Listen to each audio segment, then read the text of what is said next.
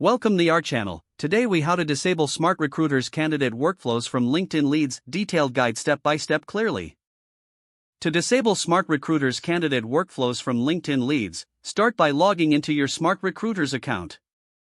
Navigate to your dashboard where you can view your open positions. Select the job position linked to the candidate workflows you want to disable. In the job position overview, locate the Candidates tab and click on it. Once in the Candidates section, find the specific candidate whose workflow you want to manage. Click on the candidate's profile to access their details. In their profile, look for one of the workflow options currently applied to them. Select the workflow you wish to disable, which may include steps like assessments or interviews. Click on the Edit or Manage Workflow option for that particular workflow. In the Management settings, look for the option to disable or remove the workflow. Confirm your choice when prompted to ensure the changes take effect. After disabling the workflow, check to ensure the candidate no longer has the previously assigned steps. Return to your main candidates list to verify if the change has been reflected. Repeat this process for any other LinkedIn leads with workflows you wish to disable. Once completed, ensure that all changes are saved and exit the candidate profiles.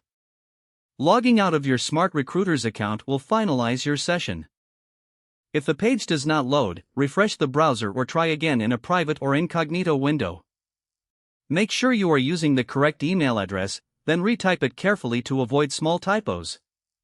If your password is not accepted, use the reset option and create a new strong password you can remember. Check your spam folder for verification or security emails, then complete any requested confirmation steps. Enable two-factor authentication if available to improve account security and reduce unauthorized access risk. After signing in, review your profile details so your contact information and settings are accurate and current. If you see an error message, note it down and try again after restarting your device and internet connection. Log out when you finish, especially on shared devices, to keep your account and payment information secure.